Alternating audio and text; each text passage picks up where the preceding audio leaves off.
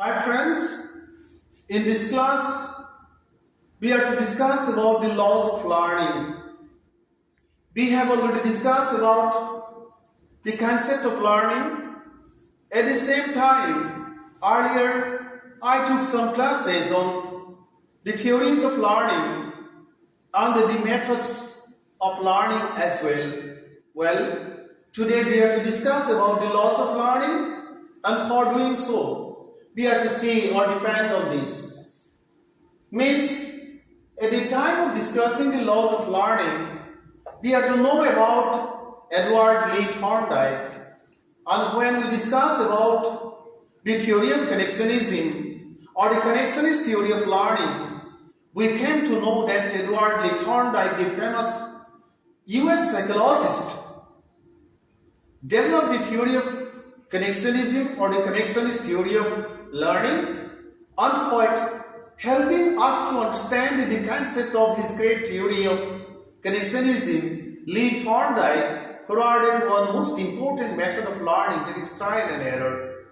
And for helping the readers to understand the concept of his theory as well as the method of learning, he provided three great laws of learning. And we have to understand the contents of all these three laws, because without having the idea concerning to the laws of learning, we never can become successful in the classroom situation to help our students or the learners learn so much well. Well friends, let us see the first law or the initial explanation. Let us see. Edward Lee Thorndike, the famous US psychologist, provided the theory of connectionism, which I have already explained, which is in other term known as the connectionist theory of learning. In the words of Thorndike, learning is a matter of bond connections, the formation and strengthening of neural connections between situations and responses. Stimuli stimulate or affect the senses and responses result. Occurrence of responses depends on the power of strength of the stimuli we face. Friends, once we discuss the process of learning from the viewpoint of the theory of connectionism, we see that the prime roles are played in the process of learning by the senses or the sense organs. And the senses or the sense organs are totally physiological organs, and that's why learning at the initial stage is physiological from the standpoint of the theory of connectionism, which was provided by Lee Thorndike, the great US psychologist. And in the later stage, the influence or the impact of the mental potentialities in the process of learning that appeared. Let us see the next slide. Stimulus, response, bond or connection, or S or bond. S means stimulus, R means response, bond or bond means connection, may depend on physical conditions or ability to respond by the respondent or the learner. Once stimulus means S or connections or bond, stimulus, response, connection or bond takes place, learning results. This process totally depends on the activities of the senses. As senses or the sense organs play vital roles in the process of learning, from the point of view of the theory of connectionism, means from the standpoint of Edward Lee Thorndike, learning is totally a physical activity, hence it is mechanical. Thorndike was specially encouraged by the studies on animal learning, and gradually he tried to apply the findings of his studies, means research studies on human learning, and help us understand that human anatomy or the physiology has special role to play in the process of learning, particularly the senses of human body play very active role in the process of learning, and as senses are physiological organs and prime roles are being played by the sense organs, So learning is totally initially a physical activity. Let us see the next slide. He has laid down 3 laws of learning. Who has laid down? Once the question of the laws of learning comes, the name of Edward Lee Thorndike, the famous US psychologist, also appears. That is the law of readiness, the law of exercise or frequency, and the law of effect. The other name of the law of exercise is law of frequency also, and law of effect, to help to understand the concept of learning in a better, unsystematic way. Brief descriptions of the laws have been given below. Friends, Lee Thorndike forwarded these 3 great laws: law of effect or law of readiness, law of exercise or law of frequency, and the law of effect, so that we can understand the process of learning as well as its importance in the classroom situation, and so that we can understand the special characteristics of the learners. Lee Thorndike explained learning depending on his continuous researches on varied animals. Let us see law of readiness. What does the law say? Learning depends on the psychophysical, means mental as well as physical, readiness or preparedness of the learner. According to this law of learning, learning depends on readiness of the learners to learn. If the learner is not ready, nothing happens. And in the words of Lee Thorndike, the more fully an organism is in a state of readiness or preparedness to act or to learn in a certain way, the more satisfying it will be for it to act it that way. Conversely, the more unready an organism is to act in a certain way, the more annoying it will be for it to act in that way. Means, learning depends on psychic, means mental and physical preparedness or readiness of the learner. If the learner is ready, his or her learning becomes successful. If the learner is not ready, his or her learning never can become successful. So friends, as a teacher in the classroom situation, it is your prime duty to make your students to be ready or help your students become ready for using your own class. Let us see the next slide. According to this law of readiness, when a bond, means a learner, is ready to act, means learn. To act offers satisfaction, and not to act offers dissatisfaction or annoyance. When a bond or a learner which is not ready to act or learn, compelled to act, means forced to act, dissatisfaction or annoyance is caused. Therefore, readiness is treated as an important precondition of learning. Now, how we can apply in the classroom situation this law? In the classroom situations, if the learners are ready to learn, learning by them will be satisfactory if the situations of learning are conducive for them. Let us see the next slide. Teachers are to pay what you the teachers are to do in the class. Teachers are to pay special attention towards this aspect, means aspect of readiness or preparedness of the learners. In the classroom situations, they are to apply the process of previous knowledge test in the form of easy questions, just to make the students ready to learn new contents before starting to discuss or before going to start to discuss something new in the classroom. Teachers are to create interest and make the students curious to learn something new with the help of the teaching techniques. And it depends on the intellectual capabilities as well as training experiences of the teachers. Previous knowledge test may be One such technique, which technique you can apply? Previous knowledge test, which may help the teachers to create interest and curiosity for new learning. Suppose a question is asked to write. You see, by applying what technique we can make our students ready in the classroom situation, or how the law of readiness can be applied in the classroom situation. Mention one technique. Then previous knowledge test is one of the most important techniques which you can mention as the answer of the same question. Let us see the next slide. The term exercise, now let us come back. The law of exercise now we are to discuss. The term exercise or law of frequency. The term exercise has been originated from the Latin term exertium.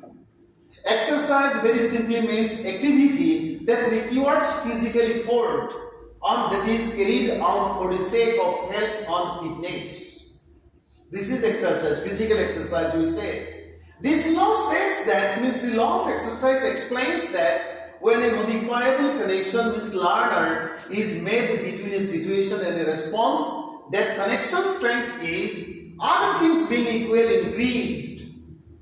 When a modifiable connection is not made between a situation and a response during a length of time, that connection strength is decreased, and in such situation, no learning takes place. And friends, that's why you see, practice makes man perfect. There is a good saying. And we are to do or we are to follow this most important principle or technique at the time of transacting varied information concerning to or depending on different contents of lessons in the classes. Let us see the next slide.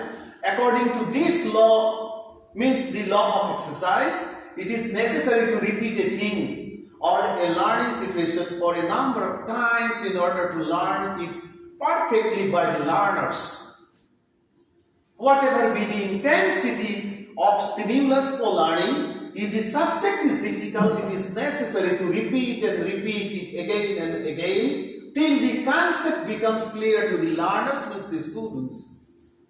In other words, it may be said that by practice, the relationship between a situation in the form of stimulus and response can come to an end in the form of learning, and once it happens, learning also becomes successful.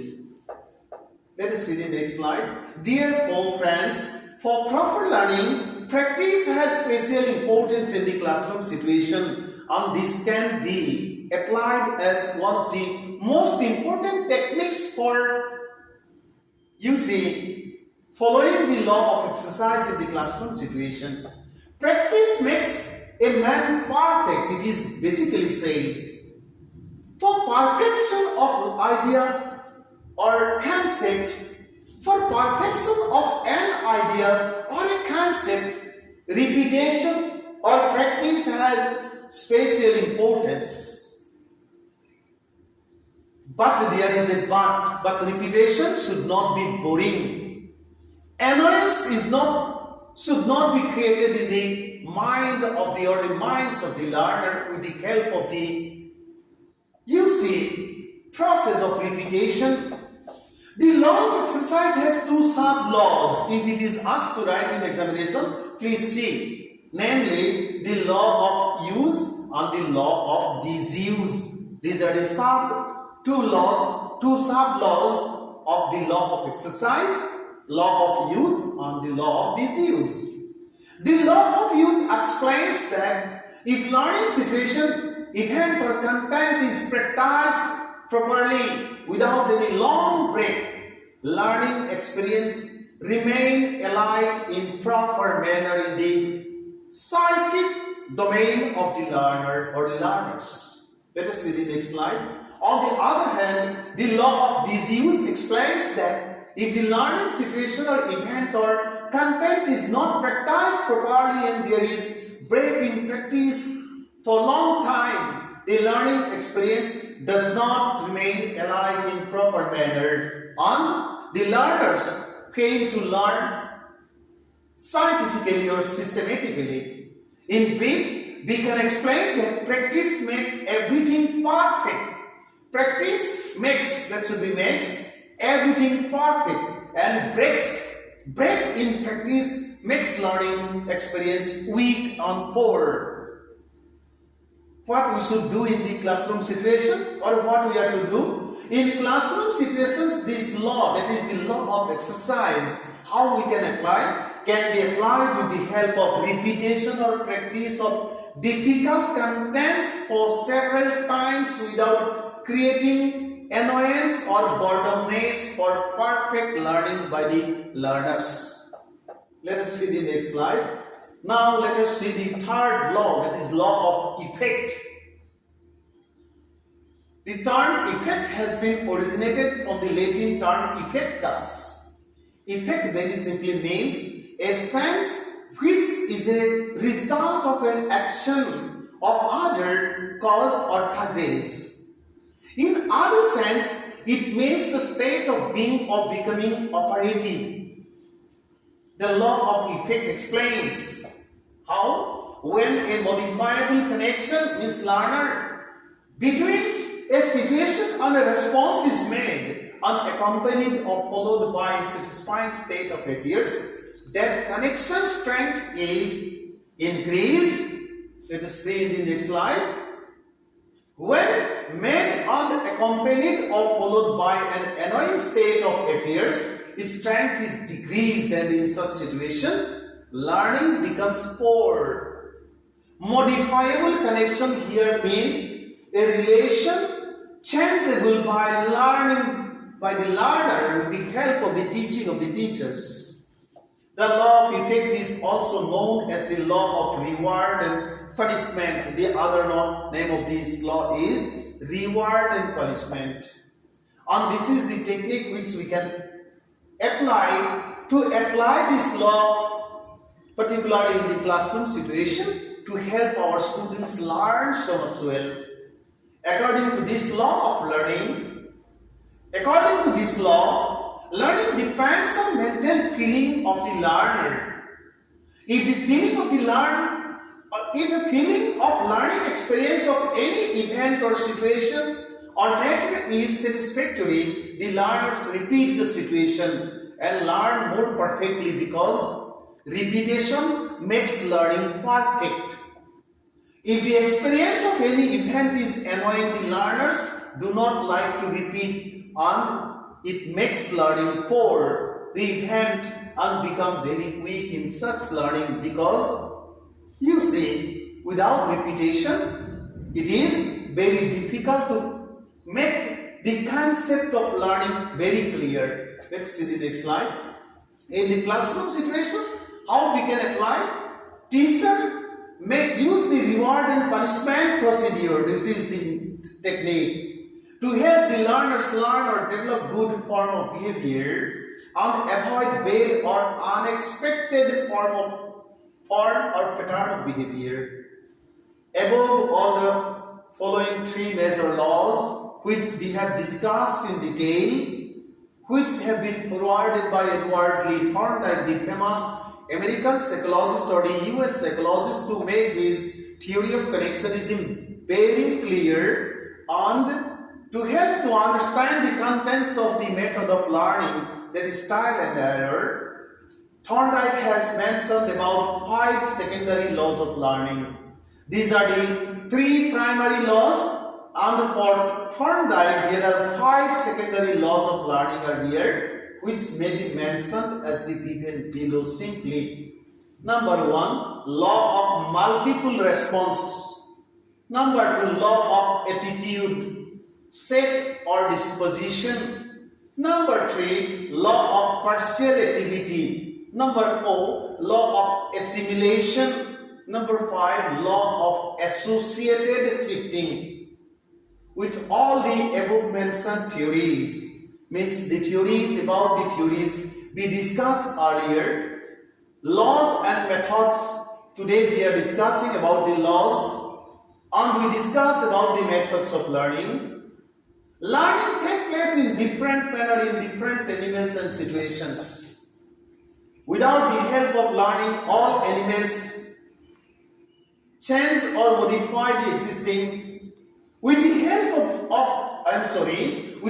of learning, all animals sense or modify the existing pattern of behavior for adjusting with all situations of life. And this is very important because without doing so, we never can adapt or adjust with the changing situation, which is dynamically changing because of the changed nature of time. Let us see the last slide. Life of all types of organisms are very challenging, and the life situations differ from time to time because of the change of time. It is learning which makes all organisms fit to cope with very diverse and dynamic situations of life. Without learning, no animal can face life as per the natural demand. The basic purpose of life is to live it in better way and to live life in successful manner. Animals are to learn to adjust with all situations, and that's why during this ongoing COVID-19 situation, the same situation has forced us to learn so many new things which we didn't pay special attention, towards which we didn't pay any special attention earlier. It is learning which helps in making us fit to face and live life as it's demanded, as per the demand of the natural laws of the world, which is always dynamically going on. Friends, learning is such a process with the help of which the continuity of life as well as the continuity of the change of human social customs and tradition, the process of transformation of human culture, the process of development of human civilization, all have been taking place. And for understanding the social phenomena, for understanding all exercises of the society, we have to understand the process of learning. And once we become successful in understanding the process of learning, we can understand the realities of varied phenomena of this very challenging and mysterious universe where we are existing, friends. Thank you so much.